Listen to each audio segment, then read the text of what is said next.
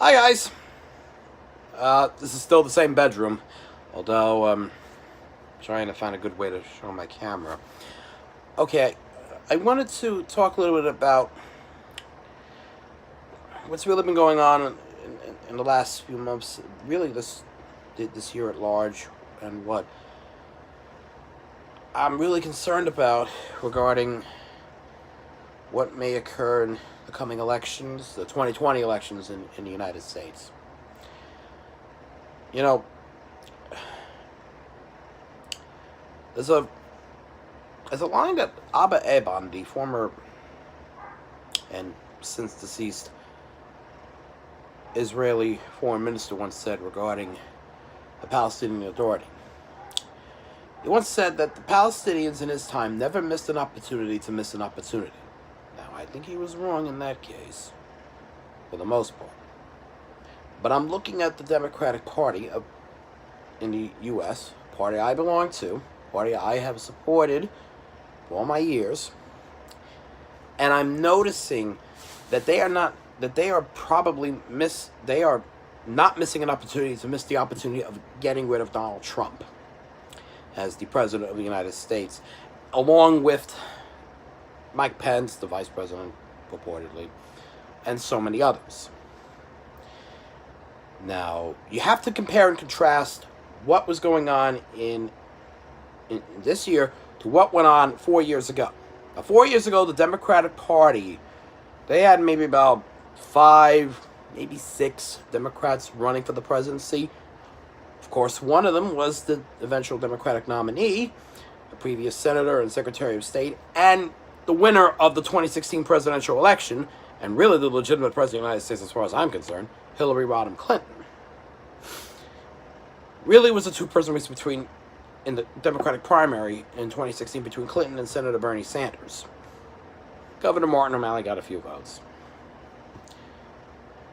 But it was easy enough to have a two-person race and Clinton becoming the clear winner. Everybody at that point was united. We have, as of last count, this year, 23 Democrats running for the presidency of the United States. Actually, 24. But one of them, earlier in late January, Richard Ojeda, withdrew because he didn't necessarily have all the funds needed to run for the presidency after surprisingly losing a congressional race in West Virginia. One in which I thought he would have won. It didn't happen. He might try running up against Senator Shelley Moore Capito for the Senate. Hopefully he succeeds. Now, so we got 23 running, and possibly another 2 or 3 or so that are coming into the forefront. Now, I like all of these candidates. In fact, I would say there's a couple, like Howard Schultz, Mark Cuban, that nominally would be considered Democrats, but they're thinking of running as independents. Schultz may even try to definitely go as an independent. Now, you know that if Hillary Clinton were running, or if Michelle Obama were running, or if President Bill Clinton or President Barack Obama were running, there'd be no contest. Everybody would acquiesce to them being the nominees. I feel if Senator Al Franken were running, that would be the same thing. But we got 23, maybe 24 or so, or 25, whatever, nominees.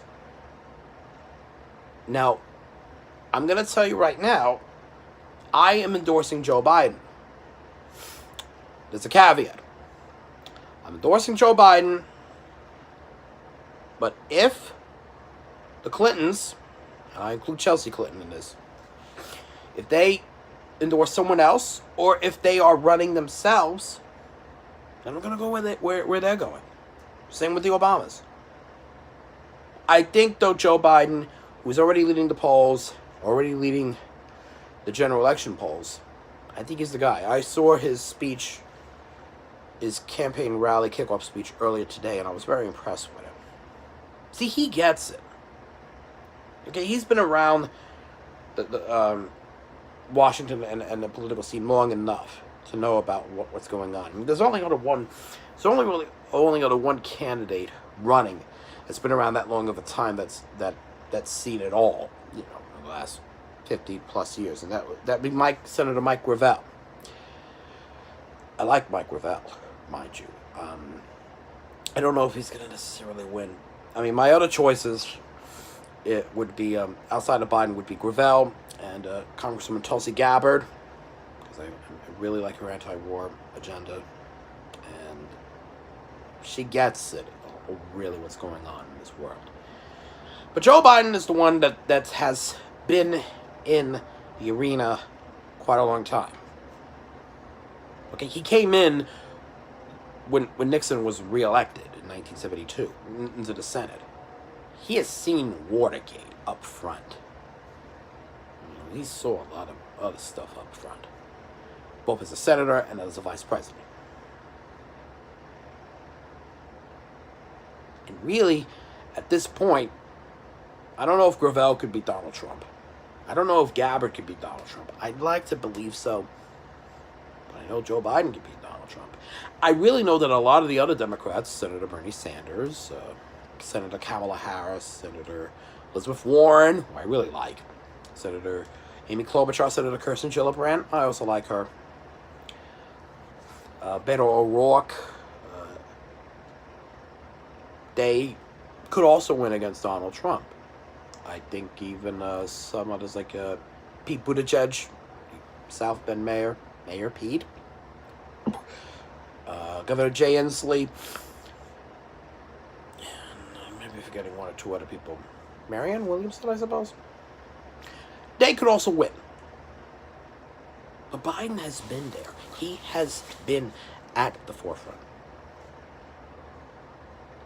Now, nominally, I would have said, okay, Biden's now running. The rest of you gotta go. 2 or 3 of you can stay. We can make it a primary. But the rest of you, we can't have a 24, 25, whatever person primary at this point. It dilutes our chances. And it makes us the clown car of 2019, 2020, what was the clown car in the Republican Party of 2011, 2012, and then 2015, 2016. And remember, the clown car 4 years ago, it got us Donald Trump. Goddamn bastard.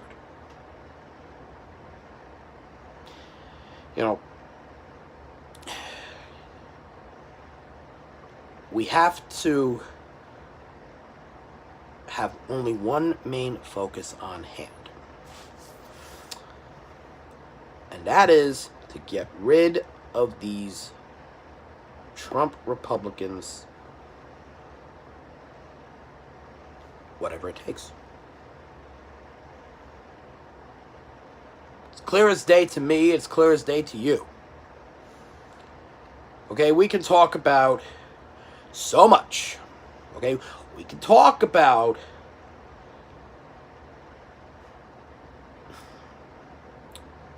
the patriarchy. We can talk about misogyny. We can talk about the Me Too movement, the Time's Up movement. We can talk about powerful men, quote unquote powerful men, harassing women and children and what have you. We can talk about all that. But that ain't getting us nowhere. I'm sorry, I was thinking of 2 out of 3 ain't bad. Sorry. You're probably gonna hate my singing. Seriously though, it hasn't benefited us. It's benefited Trump. It's benefited the Republicans. At any time you get even a female kind of leader kind of saying, well, Donald Trump needs to go or what have you, Trump or his acolytes, like say James Woods, are kind of like, well, I can help you with this thing, blah blah blah, or whatever, or I helped you with this, and then they fall silent. It's amazing to me that we talk about that, and then it just Trump's still there, right? Yet we have depleted a lot of the talents that we've had. Okay, at this point in time, I really don't give a crap about who frigged whom. That's immaterial at this point. Should not have happened. But you know what?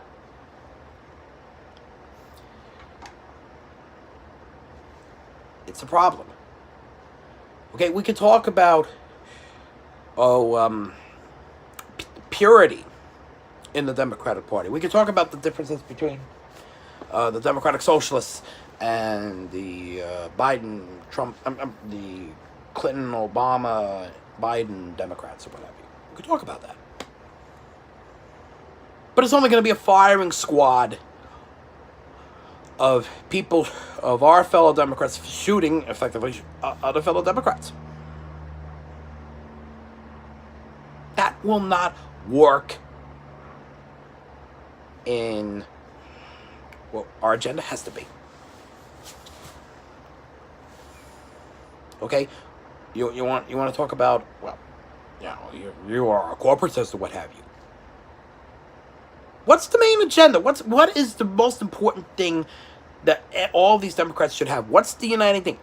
We don't like where the country has been going these last 3 years, where this world has been going these last 3 years. You know, and mind you, it's not just the United States.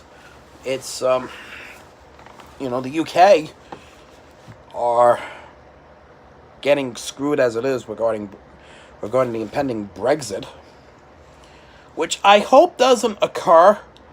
But if the European Union elections in the UK and Great Britain turn out that the Brexit Party, led by Nigel Farage, gets the plurality of votes, then they're well and truly fucked.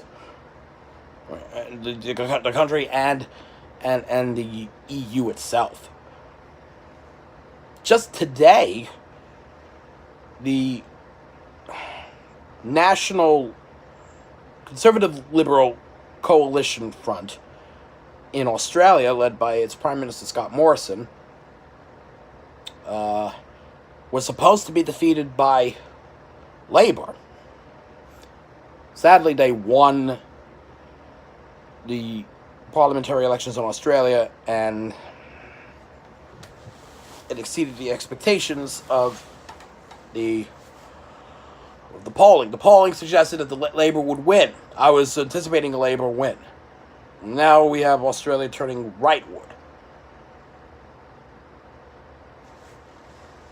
All right, we could talk about past matters in which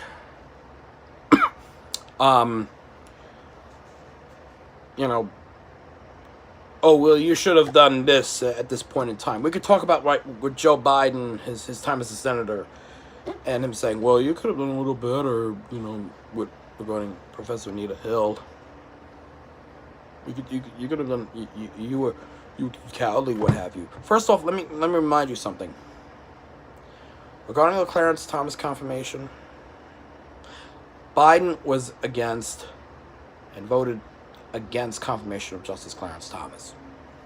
The one Democrat on the Judiciary Committee that voted for Thomas, Senator Dennis DeConcini from Arizona, along with there were 9 other Senate Democrats at the time that also voted in the main Senate vote. Now, you haven't heard much of a peep about them, right? Of course, a couple of them have passed away. Some Democrats, Senator Fritz Hollings.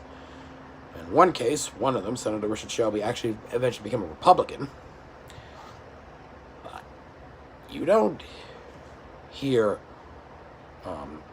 much about them. You know, the focus is on Biden, right? So you can talk a lot about Biden's misdeeds or what have you, or the corporate Democrats' misdeeds and things like that. It's not changing the fact that in most states in the nation,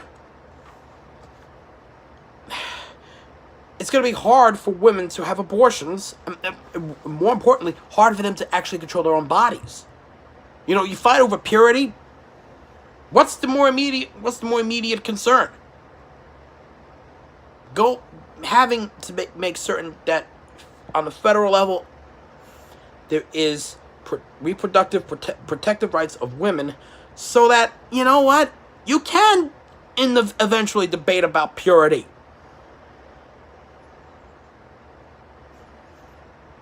It's obvious to me. I've told so many people before, I'm a pro-choice person. I am, yes. One thing that I tell people that are pro-life, if they're talking about the sanctity of the human life and about children and about the fetus is a person, it has human rights, I say to them, as George Carlin once said, you're going to raise that kid? You're going to protect him after birth? Oh, you're not? Yeah, that's what I thought. So, it's better just to protect. Sorry about that. It's better to protect and more humane to protect the rights of women, because it's the women that give birth. It's not the men. The men only are the sperm donors, really, on a legal level. You know, we could talk about the fact that we have people that are newly elected into the Congress and House of Representatives, and their policies might be a little off for people. It might be, and some of their comments might be like, well, sounds anti-Semitic or something like that. You're still going to need their votes. You're still going to need them to obtain an agenda that is beneficial for all.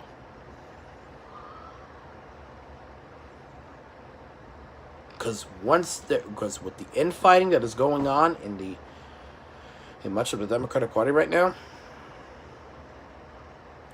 cui bono, who benefits? It's not us. It's Donald Trump. It's his base. It's his supporters. It's not us, though. We don't benefit one bit. I mean, we keep this going, we could lose the 2020 election. If that's the case, I personally think what may happen to this country anyway. Mind you, we also talk about numerous different matters which I guess are of interest to some people, and could be of interest to me, but it's not going to make much of a dent in anything. You know, you can tell me that you're so pissed off that say the final season of Game of Thrones isn't really where you are, isn't really where you wanted to go. Yeah, okay. But it's not your creation. Right? It's not your creation. You know what is your creation? Not you perturbatively, but, you know, in a general format. Potential that we might be in a war with Iran, in Venezuela, and in other places wherein a distraction is needed because Donald Trump and his coterie of misadvisors realize they are in deep friggin' shit due to their Russian collusion, and it was collusion, due to basically overturning the United States government in favor of a more pro-Putin oligarchy. And the only best way to distract, as it was the case with a number of other Republicans, some Democrats in the past too, but mainly Republicans, is, we need to go into war. We're gonna poke Iran. We're gonna poke all these other countries. You poke so many other countries, and won't be surprised when they poke us back with nuclear material. Do you want that to happen? Earlier this week, I was reading a New York Times article that said that there was like 12,000 people that were being deployed to Iran. And Donald Trump had the nerve to say, "Oh, I don't want to go into war with Iran." Really? You don't? Because from your advisors, I'm hearing otherwise. And I'm not really hearing much of the anti-war sentiment that I should be hearing. I could expect it for certain Democrats that are more pro-military and more hawkish and what have you. But in a case such as this can be entirely avoided. It's not going to be the Democrats' fault of doing this. It's going to be the Republicans. It's going to be on Trump's hand, as it should be, if it comes to that. You know, we could talk about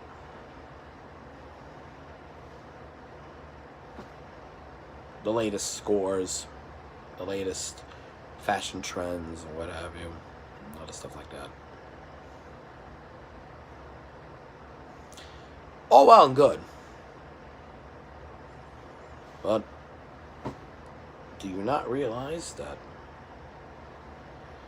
there is a climate catastrophe in the making, a population catastrophe in the making, and they are both interlinked? No, you don't realize that, do you? It's understandable if you don't, but it's happening.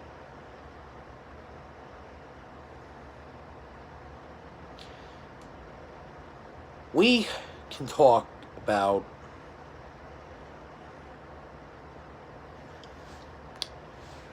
trying to find common ground with Republicans.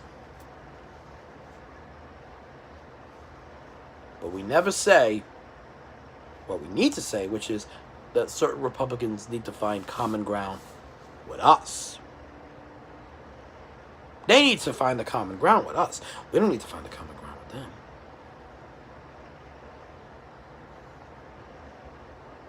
Should we just be pleased that you know, that they are salt of the earth people that think that Donald Trump is the greatest thing since sliced bread? I'm not. Neither is much of the country.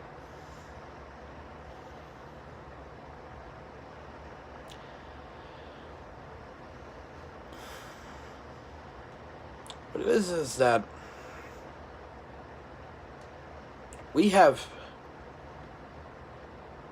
prioritized so much matters that things that even when we were trying to correct our own selves backfired spectacularly and has now emboldened these conservative nut jobs.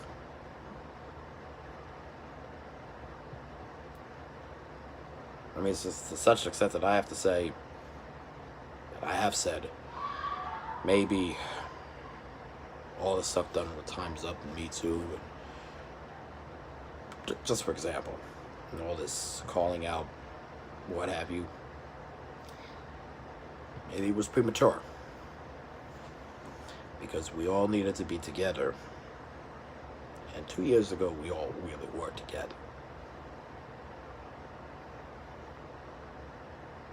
I would like to hope that we still are, but I'm not seeing it.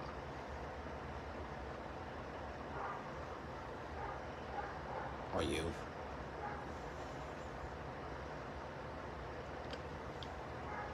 I know. You're not, really. Let's be honest. You're not seeing a singularity approach of the Democratic Party, the Libertarians and the Greens and the Independents, needing all to come together to defeat this Trump party. To turn back to the clock to respectability.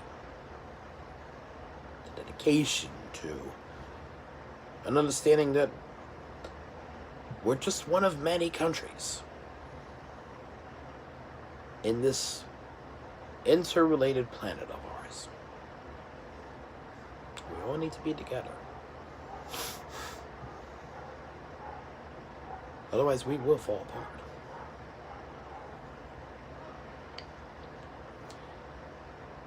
All that has been done in this fracturing of issues, these complaints, this goddamn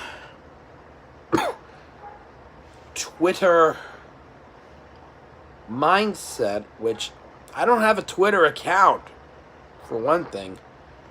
I have a Facebook account. And I'm gonna probably, maybe I'll have an Instagram account. I don't have a Twitter account mainly because you'll just freaking complain and the mob on Twitter says, "You're wrong!" Then it's like, anything you do, it won't matter, right?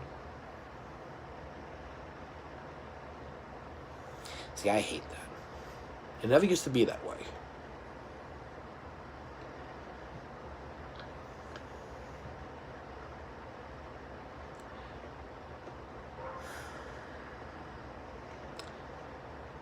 Guys, if anyone is watching, and I may be posting this onto Facebook and other places,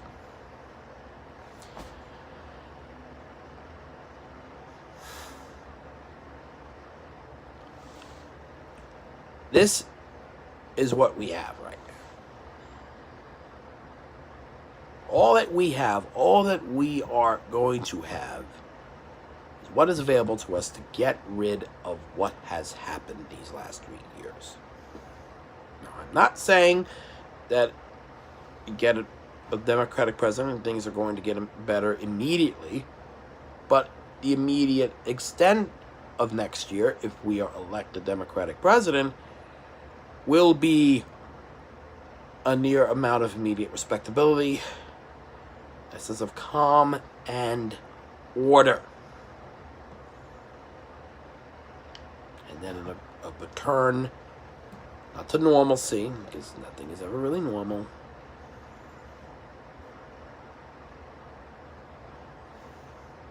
but of an understanding that we need to be at a better spot than where we are right now.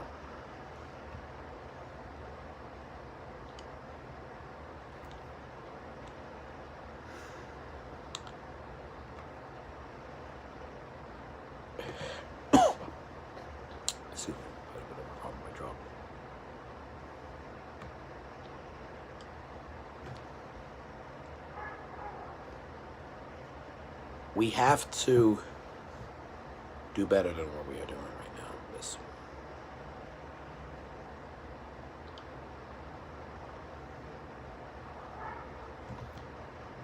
Just do.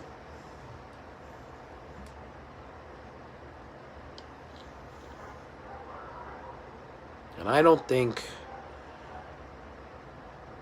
going through all these differences and going through all this sort of matters and exiling people and telling people they shouldn't have a career and other stuff like that and condemning people for shit they didn't really even do, it's not helping. It's not helping issues. It's not helping matters.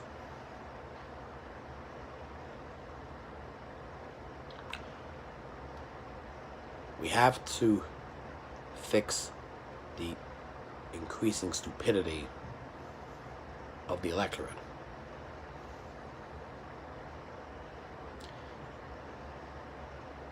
Guys, I can't really necessarily tell you how it can start or even how it will end. I have my ideas, but it may be different from you. What I will say is this.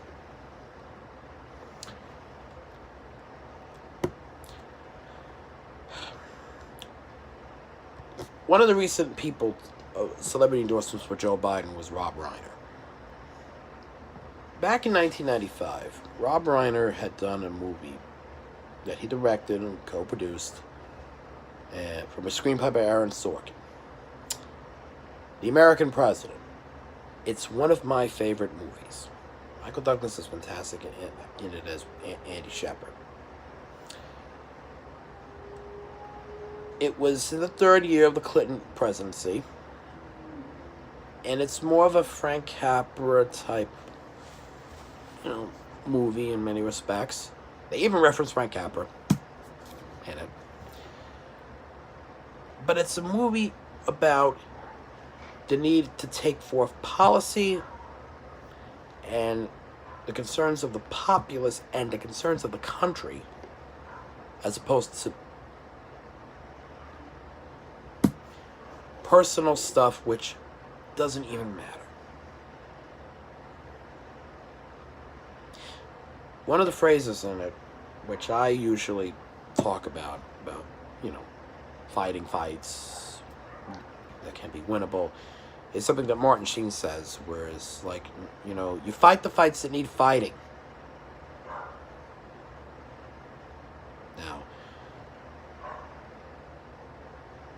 I remember going on the Facebook the day after Congressman John Conyers resigned, and the day before Senator Al Franken resigned, and Congressman Trent Franks, in the height of the Me Too movement, and when people were thinking that Roy Moore was going to get elected to the Senate, which I still hope doesn't happen. He might want to try to run again and defeat Senator Doug Jones.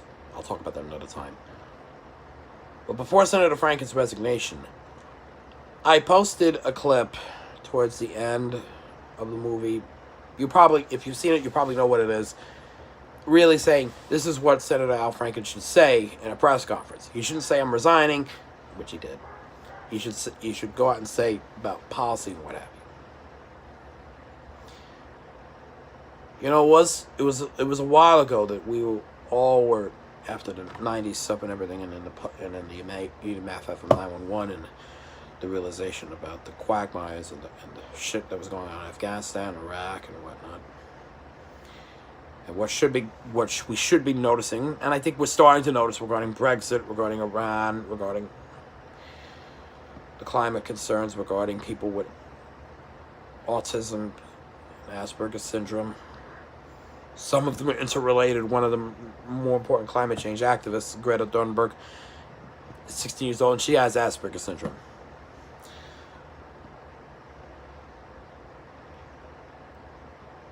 What we need to do, what needs to be done is, we have a lot of stuff on our agendas right now. And if we get bogged down by past, if we get bogged down by whatever, doesn't make a difference. Undecided and uneducated voters will not much have a choice, because Donald Trump and his people will be the only ones that are doing the talking. We have this chance,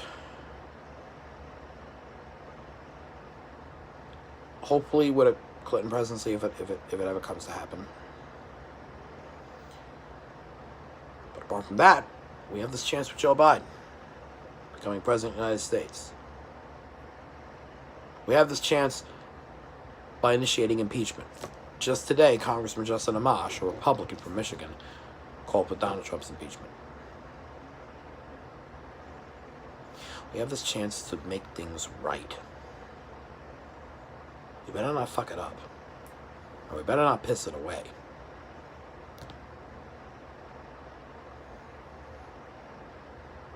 I can do my part. And I am. But the rest of you and the rest of us need to do our parts as well.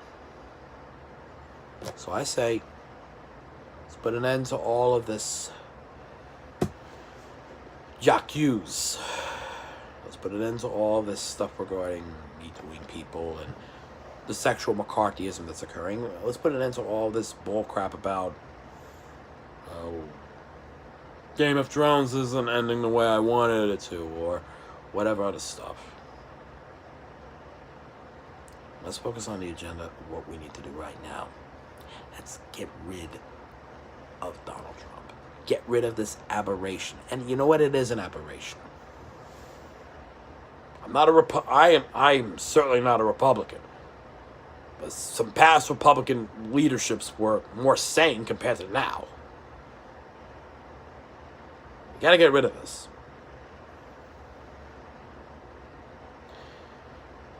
Because right now, they're coming for women.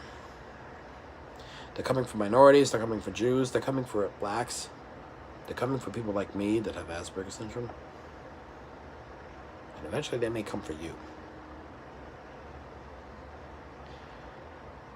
Let's hope it doesn't occur. So, at the very least, get out there and vote. Get out there and state your endorsements. Get out there and stop your fighting. Stop your pettiness. Stop your tests of purity. It's all bullshit. No one's ever pure. I sure as cuss amn't. I sure as heck am not pure either. Not as pure as I'd like to believe I am. We need to stop it. We need to focus on what we are going to do in the future to sustain our future. To do what a philosopher that I once read on a website, or a person that said he was a philosopher, guy named Don Robertson, once said about what he said was the moral imperative of life, which he said the moral imperative of life is to defend one's life that will not detract from those that will come after us.